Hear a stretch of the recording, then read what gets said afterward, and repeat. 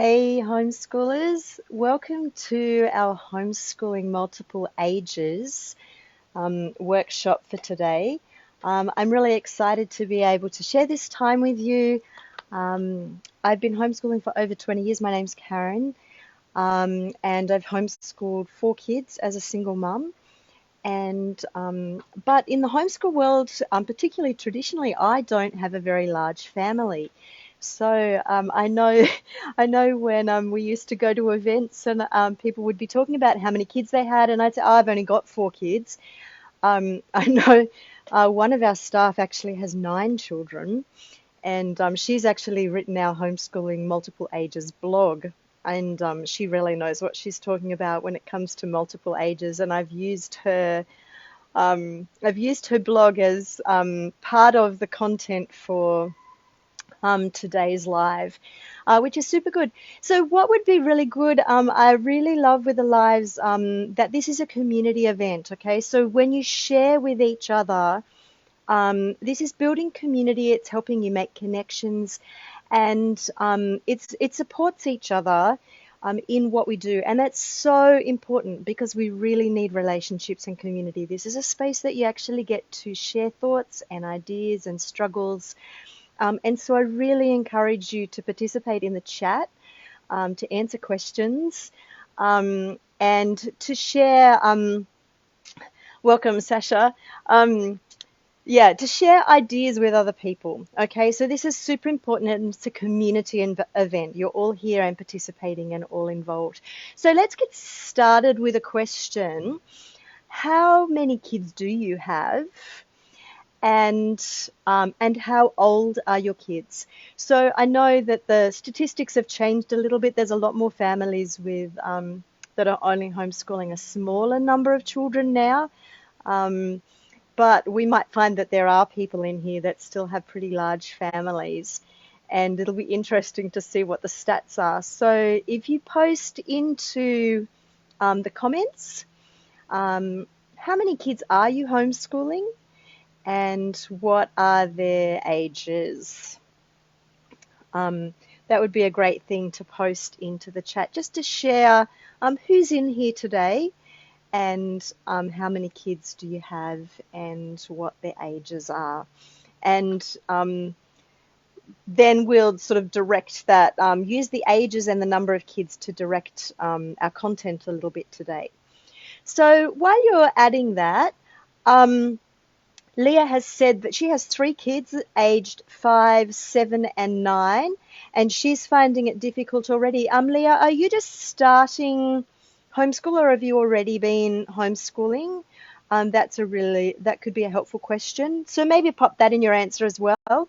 Sasha says she has 5 kids in total. 4 of them are homeschooling this year, ages 5, 8, 11, and 12. Kylie says she has 2 children who are 10 and 12.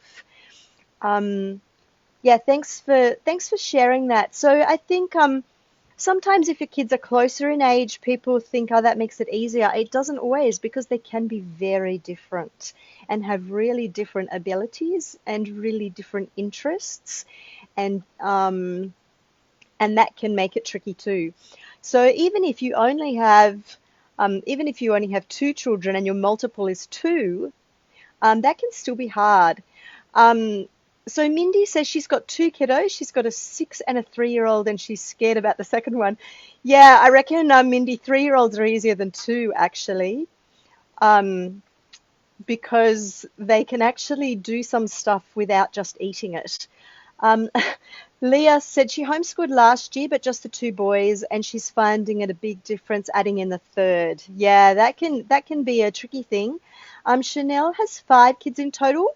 4 are homeschooling, ages 12, 10, 9, and 5. So for those of you who are adding in younger ones, that adds an extra complexity because you're adding in either a newbie to homeschool that you really want to begin well, you want to teach them to read, all that kind of stuff, and like all that beginning stuff. But toddlers and preschoolers and babies can have their own trickiness too. And so we'll touch on those things today. All right. So let me give you a quick outline of what we're going to cover, so you know what to hang around for, and then we'll actually get going. So we're going to talk about read alouds. We're going to talk about routines.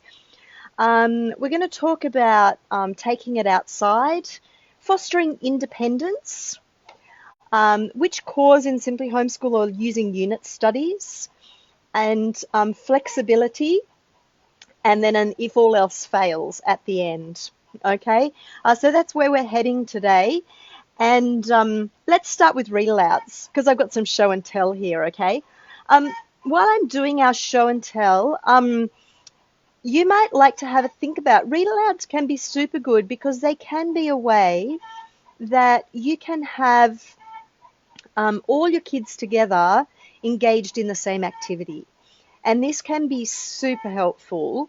Mindy said she's not adding her 3-year-old yet until he's 4 or 5, but still wondering how it will work. Yeah, and Mindy, often the 3-year-old really wants to. I do school too with the others. And so having some stuff that really works for them. And we've actually added a poetry core for 3-year-olds to help a little bit with that. It's not for the sake of structured learning, it's for the sake of giving you something that for them feels like it's real school, and it's got lots of fun and something good, something really good that's just special for them. Okay, so let me take you on a little bit of a book share. These are books that are in our resource shop, which I've got the link attached so that you can go to our resource shop if you'd like to buy any of these books for read alouds. Reading aloud is a really, really good way to do stuff together with your family. Now, having said that, I know that for some parents, reading aloud can be really challenging because I know that we have parents in Simply Homeschool who have dyslexia and find reading aloud tricky. One way to get around that is to add Audible. And Audible can give you some of these read alouds as an audio book for family listening. Okay, this can be great in the car or at some other time when you're just working on something together or while you're fixing dinner, and listening to an audio book can be a really good way to do read alouds if you don't feel confident to do this. But let me give you our favourite read alouds. This is actually, I've got way more favourite read alouds than this, but this is a great selection. I'll tell you who for and what they're good for. Okay, so A Mysterious Howling is a lovely series of 6. It is available in Audible. It's read really beautifully in Audible. It's a mystery. It's very captivating. I know my daughter and I totally love this book. Great for multiple ages. Really beautiful mystery story. Homeschool kids in it. We have a core program that you can use as a literature unit for your kids sort of age 10 to 14.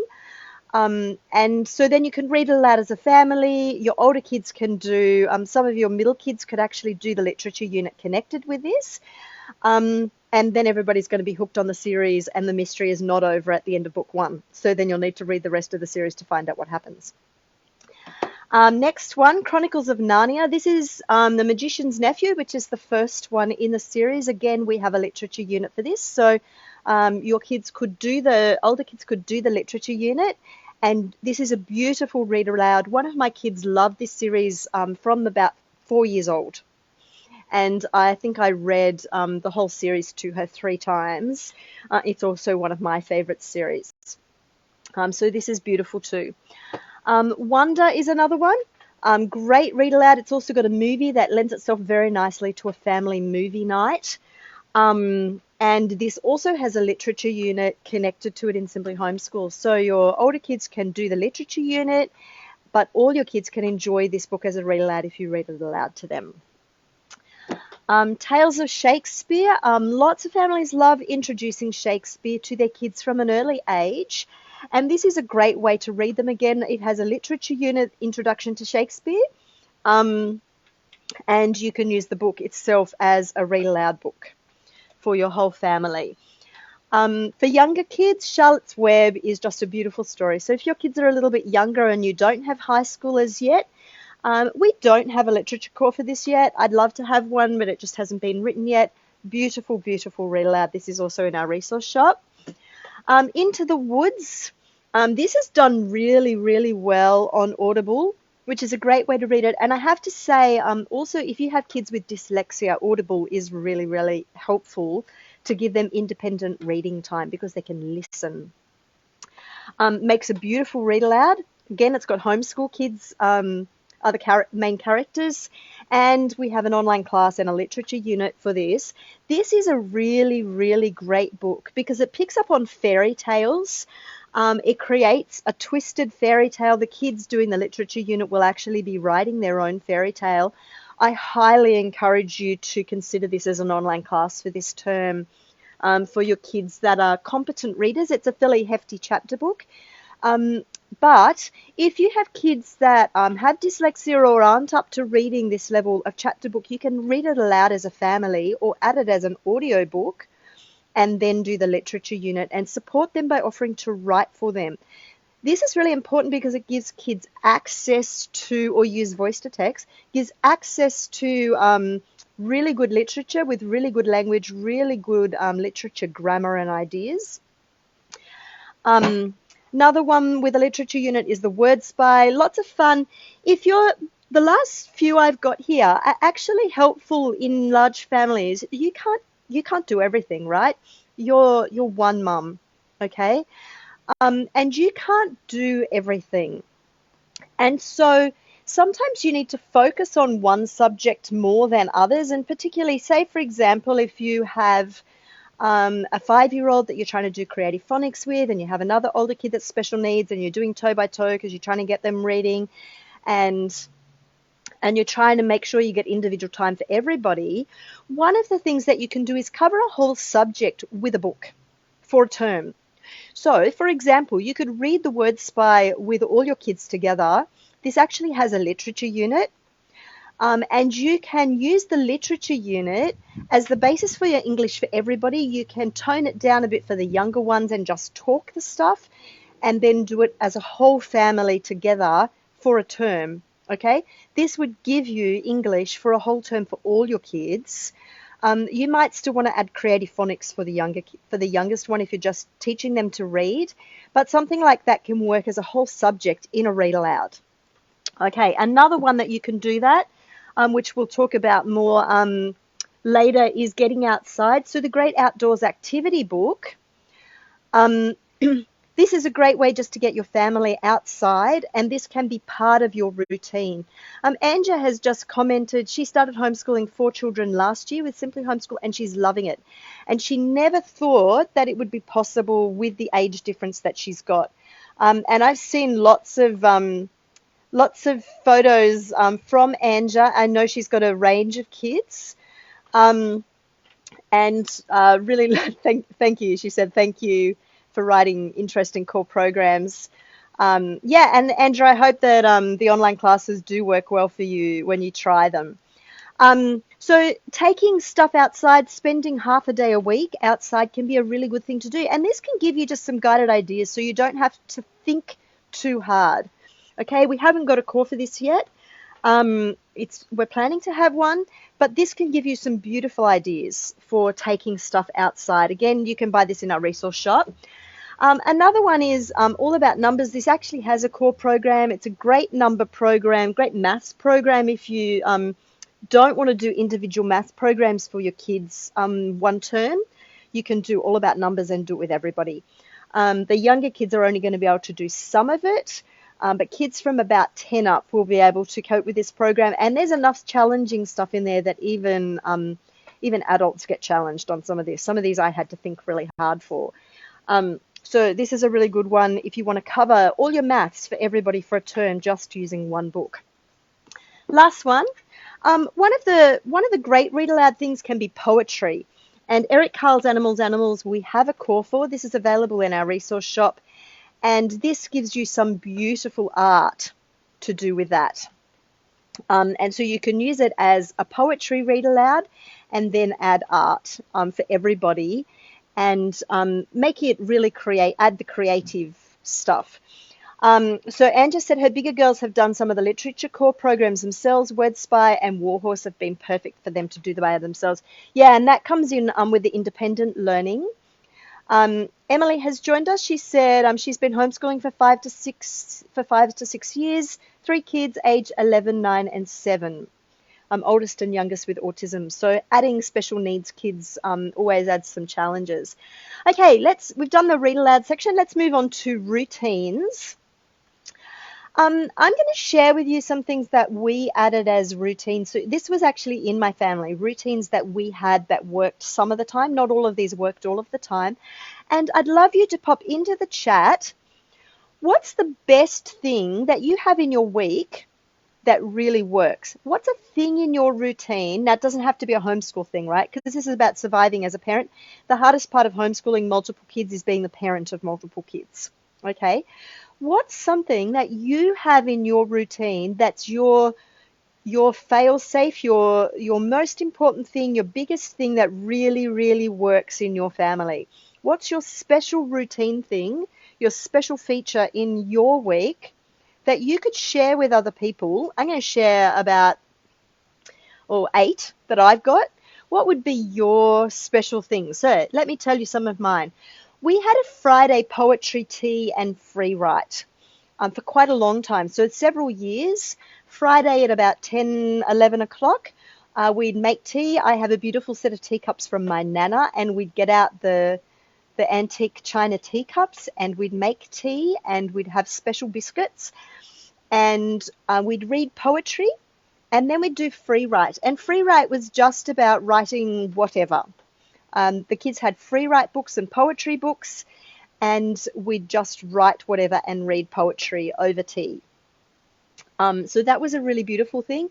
Emily says she has bedtime at the same time every night. Mum and Dad need some time out. Absolutely. That's a great survival tip. Another routine one is a nature walk. Sorry, Emily. Yeah, great routine. Should stick to routine at the moment.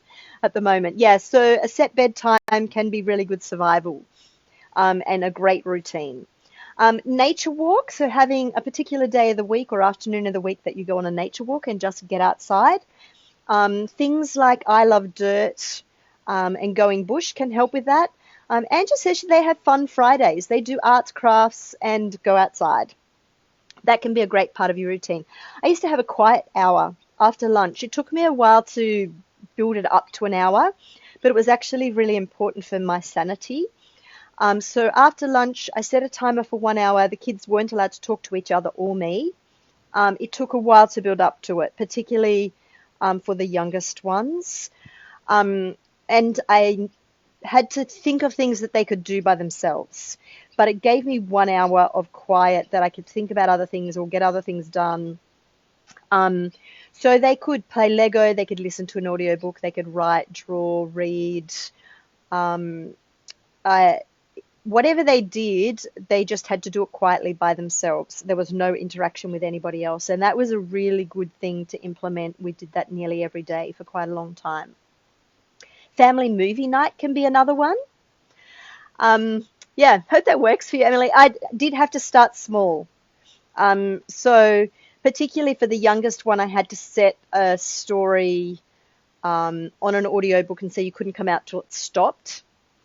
And I had to lengthen the time slowly. And he could do other stuff. So he could play Lego at the same time or something like that, but he wasn't supposed to come out until the story stopped. Leah said they have read aloud bedtime stories. They're loving the faraway tree. Yeah, they're pretty timeless. Hey. Another one is family movie night. So picking a night that you have pizza and a movie, add popcorn. Documentaries can be another really good one. You can have one afternoon of the week or one night of the week that you watch a documentary together as a family. And again, that can actually cover a whole subject for you. If you realize you're not getting geography or history done this term because you're focusing on science and teaching the youngest one to read, etc., you can have choose documentaries on a certain topic. So you could watch nature documentaries all term. You could watch history documentaries or cultural documentaries all term, and that becomes that subject for the term, and you can watch. They're pretty easygoing with your whole family. Chuck in a read aloud to match. So if you've got a cultural read aloud and then you watch documentaries, so for example, if you added in A Grain of Rice as a Chinese story, and then that's in Just Good Books in Simply Homeschool, and then watch Asian documentaries. So something like that can actually add in a whole subject for you, which can be really helpful. Park get-togethers. So for quite a long time, we went to the park with friends every Thursday afternoon at the same time, and that was super good for us. The kids all had friends. I had friends. We used to just sit on blankets, talk to each other, and it was just what we did every Thursday afternoon, and that was super helpful. Kate said they have project time after lunch where the kids work on their special interest program. At the end, they write in their planners what their goals and plans are for their next project time, so they're focused. Hey, great idea, Kate. Thinking at the end of each project time what you want to do next. We've done this for years and it's wonderful, and they'll often listen to an audio book while they work on their projects. Super cool. So that's actually a little bit like it's a little bit like the quiet hour, except for you're fostering independence in your kids to actually work on a project. I really love that. Thanks for sharing that, Kate. Um, Another one that we had is which we did for a while just to make stuff easy for me because food makes a mess in your kitchen. Okay, so one of the things that can be hard with lots of kids at home, I sometimes felt like closing the kitchen and not letting my kids in there because we do food pretty well. Um, we we do lots of food. I always joke that my kids all did 4-unit food technology from a very early age, and it would it would mean that our kitchen was always in a mess and nobody loved washing up as much as they loved cooking and eating. And so that was actually a challenge for me with having 4 kids at home and everybody being good at food tech, and having an open kitchen all the time was really tricky. And so on days when that got too overwhelming for me and I didn't want the mess, we'd do a hot chip walk at lunchtime. So hot chips are pretty cheap. Um, and we'd actually make so you add in exercise, keep the kitchen slightly tidier. We'd walk down to our local cafe. It would take us about 20 minutes to walk down there with the baby in the backpack, and about another 15 minutes to get organized. And we'd walk down to the cafe, we'd take water bottles, so it was cheap. We'd sit and eat hot chips, and then we'd walk home. So add exercise, a bit of junk food, but it was actually um, yeah, it was really, really good. It was a really good routine to have on the days that I didn't want lots of mess. Natasha says, "Lol, with me with an interest in nutrition and my partner a chef." Hang on, I'm just trying to get the rest of that message to open. It's not being super helpful. Yeah, second and third breakfasts. Yes. What is this about second breakfast? This is such a homeschool thing. Second breakfast is really really a thing. And hot chip walks are great. Actually, I'll hopefully add in the ice cream walk at the end. Um, it's a when all else fails things. Anja said her kids love our open kitchen and the mess is never ending, and I've set up a chore list. Yeah, that can be helpful too. Um, Family food and having cooking days, while we're on the topic of food. Um, Choosing a day for each child to do the cooking, that can be super helpful. And one of the things there's a couple of things in that. So one, it can really help with reluctant eaters because if they participate in the cooking, that helps. It also gives you individual time for each child. Make it a teaching time. Take that hour that they prepare that meal to be in the kitchen and talk food with them, teach them food skills, wash up for them while they're cooking. So that can be one way to actually manage the washing up problem. So while they make the mess, I realize that has a little bit of an issue in it where you're actually cleaning up for them and they're not creating the mess. But it does help them love cooking. And when they move out of home, their lack of washing up is all their own problem.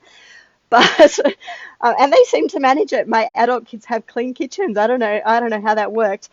Um, having a cooking day actually gives you one of the things that's really important in a big family is to spend individual time with each child every week. And that cooking time together that you cook with them and just wash up for them and clean up for them. Can I help you with that? Is a real, like, just be their kitchen hand. It kind of goes from them being your kitchen hand to you being their kitchen hand and washer-upper. But it's a good way to build relationships, talk food, have good conversations, and spend some time with each child one at a time. Adding a chore list for people is a really good idea too. If you want to get your kids into cooking and that isn't something you've done, we've got a Let's Cook class starting in a few weeks. I'm very excited about this. I've been practicing, and that means we've been eating some we always eat good food. But yeah, Let's Cook is coming up soon. Natasha said she started making fruit break lunch boxes that they eat at the school table when they do workbooks. Yeah, Natasha, that's a really good idea. So snack food over workbooks just with veggie sticks and stuff and fruit can be really good. It can also be a really good way to grab your kids to start school. So if your morning is more messy and you need to get stuff done, you're running a business, you've got to check in on emails, your kids kind of wake up and play Lego for hours and fix big breakfasts, and you've got to get the washing on, da-da-da. But you need to pull them for school. Pulling with food can be a really good thing. So if you get morning tea made, put it on the table, they turn up for morning tea, you can start with a read aloud or poetry or grab out the workbooks and get going. That can be a really good thing to do. I used to use that sometimes as our Bible time. If you have that, that can be, their mouths are full of food, less talking, and a little bit more time for you to say something that you want to say for 3.5 minutes. Okay, our next thing is fostering independence and flow. Okay, so my question for this one is, what is it that your child will do independently for a long time?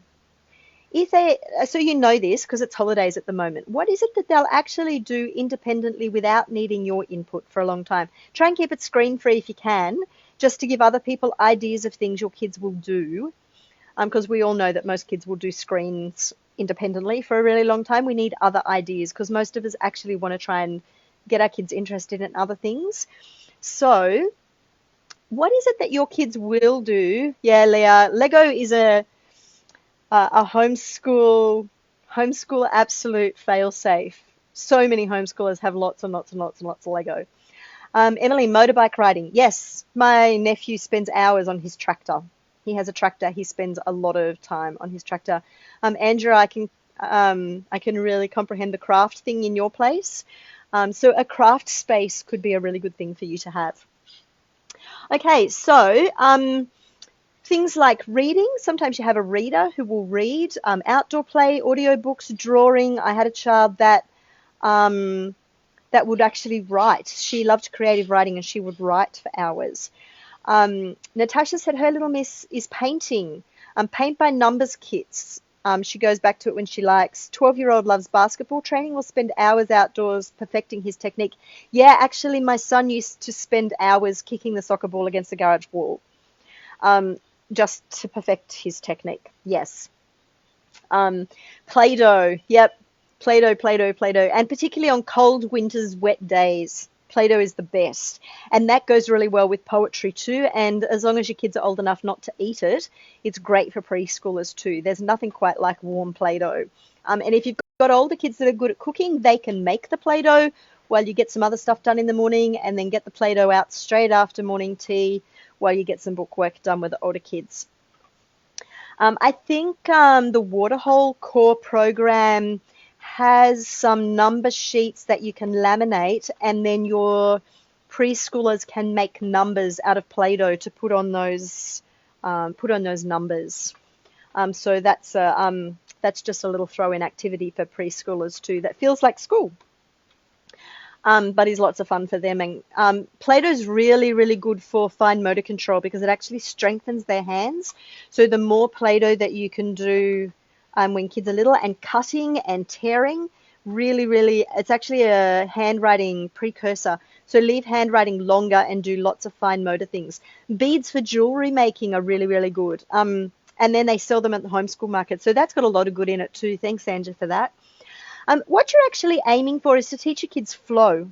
Okay, I've been on about this a little bit in some of the lives lately. Flow is that space where you become really, really involved in something.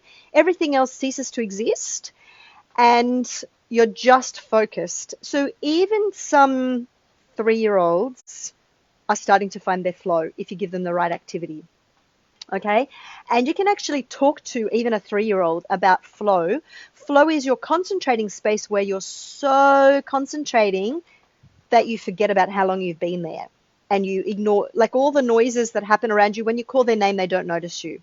Now, we know kids get flow on screens, but we're not talking about that. What we're talking about is trying to get flow in activities that are not screen based and teaching them what flow is. You can do some Googling, how to find your flow. And just a word of warning in that, as you teach them to find their flow and stay in their flow, teach them about coming out of their flow. Coming out of your flow feels bad. Okay. So for some kids, coming out of their flow is actually cranky. They feel really agitated because they've been sitting still. Their brain's been so focused. And as they start to come out of that, they actually get this dip. They feel emotionally bad. They might feel cranky. They might feel sad, or frustrated. They could be hungry. They need to move their body. Help them recognize it's okay. That's part of flow. Part of coming out of flow feels bad. And what you got to do is find your strategy for how you deal with that to get yourself back into a good space. So what do you need when you're coming out of your flow? Do you need to wriggle? Do you need to go jump 100 jumps on the trampoline? Do you need to eat really fast? Do you need a drink of water? So for some of your kids at the end of their flow, they might need lunch on the table, or else all turns to chaos. And that might mean that part of your morning routine becomes packing lunch, packing some lunch stuff, so that at the point that they start to emerge out of their flow, grab your lunchbox, head outside, and help them come out of that. Now, why is flow so important? Flow is so important because if you want them to have independence, they need to have flow. Flow is first, okay? And they're going to practice flow on things like Play-Doh. Kate's just posted Nursery Rhymes Core has lots of Play-Doh activities and pre-writing activities as well. So this is for your 3 and 4-year-olds. That one that I said feels like real school to them, but is actually just a lot of fun and poetry and hands-on activities. So that's a really good one to grab too. So what else? What is there anything else that your child does independently? Feel free to drop it in. There's a couple of things in that. When you want to start fostering independence for your kids, okay, couple of tips. Go for flow first. Identify where they have flow and teach them about flow in the thing that they already do it in. So watch, where do they get their flow? Help them identify their flow, call it flow, give it a name, teach it to them, teach them how to come out of flow, teach them how they stay in there. And then, so this is using their passion, their thing that they love, right? Teach them about flow first so they understand their flow. Help them identify how long their flow is. So younger kids, of course, will have a shorter flow time. Older kids will have a longer flow time. Adults have a long, mine's about 1 hour, 50 minutes. Okay, so I'd get them to identify their flow time. Talk to them about flow stamina. How do you increase your flow? How do you build your flow? And teach them how to get into flow. So for me, I think I probably have ADHD, but it's undiagnosed, right? For me, I've got to commit to 10 minutes. For me to get into my flow, I've actually got to commit to 10 minutes. I've got to go, okay, I don't feel like starting this. I don't feel like doing this. I don't want to do it. I'd rather go to the beach. I'm going to do it for 10 minutes. 10 minutes actually gets me into it. By the time I'm in 10 minutes, I'm locked in my flow, and I'll see you in an hour and a half, because it takes me that long to actually sink into my flow. Then as long as nothing interrupts me, I'm really good in that space, and I start to get distracted and get ready, and I just lose my concentration, and that's it. I'm gone. I got to make a cup of tea, eat, drink, go to the loo, go outside, go visit my chooks, pull a few weeds, talk to somebody. I've got to do something to get back out. You help your kids find their independence and flow in their passion. Don't teach them how to find their flow and their independence in their schoolwork first. Start with their passion, okay? So what you're doing is you're identifying where they already have their flow. Teach them about flow. Help them identify how flow feels for them, how you get into it, how you stay there, how you come out. Time it. Put a timer on and tell them, see if you can actually get into your flow, stay there, let's time it, see how long you stay there, and then when you come out, turn the timer off and let's track it for a week and see what your actual flow time is. And talk about together what it feels like to slip into it. How do you get into it? How do you get out? How do you stay there? And do it with their passions first. And then once they're good at it and can talk it and know what it is, help them develop their flow and their independence in their schoolwork. But one tip, make sure that what you give them is achievable. Now, this is one of the reasons that the maths textbooks that we use are actually fairly easy for kids. Only give them schoolwork that you want them to work on independently when it is easy, achievable. They can do the whole thing by themselves and you know it and they know it. Okay? It has to be achievable because they will lose their flow if they get stuck and need your help. It's pretty hard to keep them in there if they lose their flow because it got too hard. So you've got to make sure that what you ask them to achieve their independence and practice their independence and flow on is really achievable. And this is why you practice it on their passions first and then start on their easiest school. Not something they're learning something new, something that they know how to do and they're passionate about. Okay? So that's some helpful tips there. Now, Sasha said she's struggling with a 19-month-old who distracts a lot. Any tips? Sasha, 18 months to 3, that 18 months is actually the hardest. I think having a child that age is like a toddler that age is actually the hardest because scissors are dangerous. They eat the Play-Doh. They eat the glue stick. It's actually really tricky. If they have a daytime sleep, that can be helpful. Another way that you can do it is pay your older kids with something that works, screen time, whatever it is that you need to do something with your 19-month-old. You might find that one of your older kids is particularly good at and you can pay them in some way. It doesn't necessarily need to be money. It can be screen time. It can be a special 20 minutes with you after dinner with hot chocolate while the others go to bed earlier because they're the eldest and they're being so responsible. Snack food is a good suggestion. Play-Doh can be if they stay there. One of the things I actually used to do for my child, my youngest, is I used a sling a lot. Even as a 2 and 3-year-old, I used a sling a lot because sometimes they were actually very, very content to be curled up, snuggled towards me, on my lap, feeling hugged, but I still had both hands free. And I could put one arm around them as well. But often, especially if you wear them out first, and then sling them. So wear them out, give them lots of stuff to do, give them some focused attention. Actually, that's one thing that you can do in the morning. I used to have I had a blackboard attached to the wall outside next to my clothesline, and I had a swing next to my clothesline. And when I went to hang out the washing, I had chalk, my 5-year-old, my beginner reader writer. I'd give her tell her letters to write on the chalkboard. My 2-year-old or 3-year-old would draw on the chalkboard. The 18-month-old, I'd push in the swing. And often, if he'd already been busy for a few hours in the morning, that pushing in the swing would actually be really relaxing and calm him down. And then I could sling him straight after that and cuddle him while I did some stuff with the other kids. That can be another thing. Mindy says she does snacks, iPad, fun activity for them to explore. A changing box of stuff can be helpful too. So if you have pack up a lot of your toys and then get out a different box. Like pack them up into sort of separate boxes and put the crates up high and then get out a different box one at a time so the toys are new every day. Sometimes that keeps them occupied.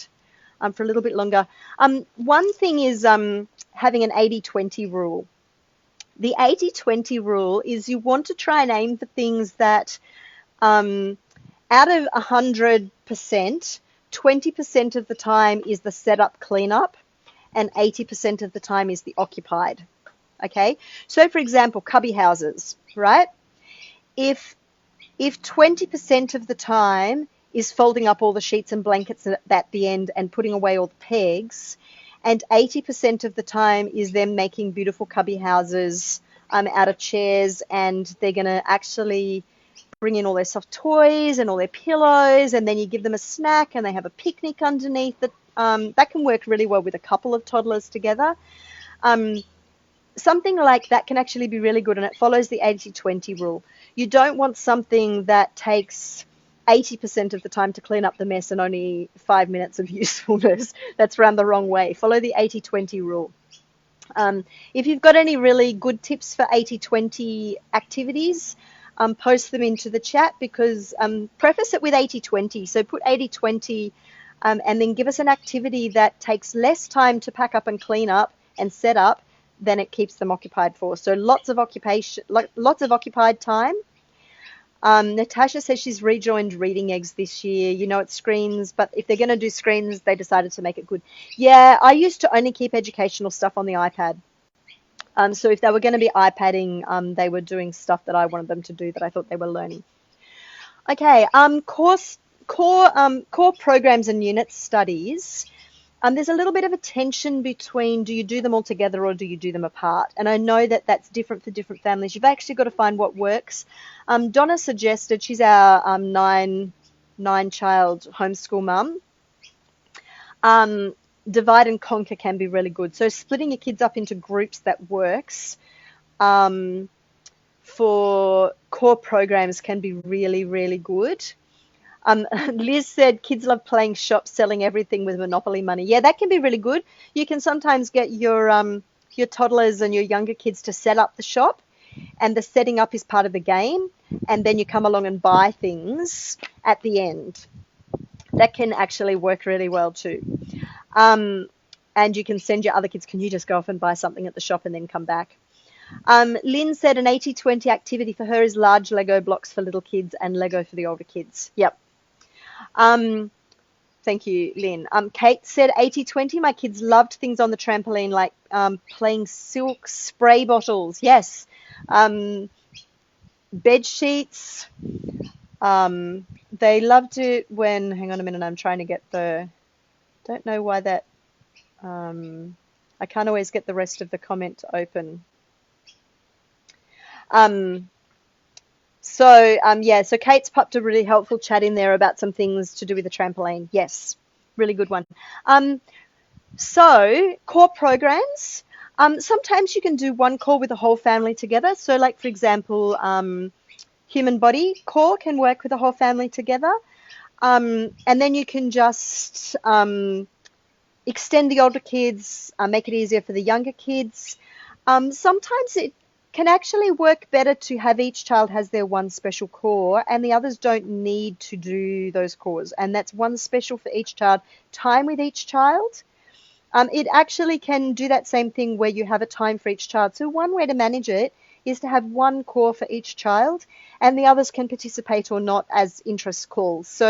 So you might actually be doing animals as the core that one child chose, but other kids keep popping in to listen to the poetry and to do the art. And so they're actually kind of doing it as well, even though that wasn't their core. Another one may have chosen oceans, and you're going to focus and make sure they do all the oceans really well, but other kids keep popping in to do the experiments and the art and the photography. Okay, so that can be one way to spend individual time with each child, is to actually have different cores. Natasha said she's got 3 kids aged 9, 11 and 15. The oldest has some health issues, so they'll be doing cores together, 100%. Yeah, and doing cores together can actually really be a big time saver if it works in your family. That's why we write our cores like we do. Best made plans, you need flexibility. No matter how good you get your structure, no matter how good you get your timetable, if you've got something that's working, it's only working for this week or next week or it won't work forever because your kids grow and change all the time. They have different needs and interests all the time. And so every time you find something, by the time you identify what's working, it's nearly ready to change. And that can be frustrating. But that's why we call it finding your sweet spot, learning how to find your flow, finding your sweet spot and your rhythm rather than a routine. Okay, so figure out what things kind of work in your rhythm and write them down in order, but don't worry too much about the times. If you start late this morning or things start early this morning or you sort of get going today and it wasn't quite the way you planned, being able to have that flexibility to just keep going with the flow can actually be a really important skill for yourself and your kids. Um, One thing in that, if you really do need structure or you have a child that needs structure, a year on our farm will actually help you make a calendar that you can take get the events of their day and the things they need to do in their day and get that stuck up in photographic form for them so that particularly younger kids or kids with special needs or kids that need structure, it's all stuck up in the morning. They know exactly what they're doing and they flow from one thing to another more easily. That's in a year on our farm. Okay, last thing, if all else fails. Okay, these are your survival tips. Okay, now I've got a handful of survival tips here. Some of them we've actually already mentioned. If you have a survival tip for homeschooling multiple kids, please post it, share in our community now. What's your survival tip for surviving homeschool with a big family, particularly those of you who've been doing it for a while, or with multiple kids even. Sometimes two kids can feel like a big family and it's a lot of hard work. Okay, so we all need survival tips for when all else fails. Somebody told me once when my kids were quite little, if all else fails, just add water. This was really, really important for me. So sometimes just running a bath, chucking the kids in the bath was really good. I could sit on a chair. Yeah, water cures all. River hose, pool, spray bottles. Yeah, absolutely, Kate.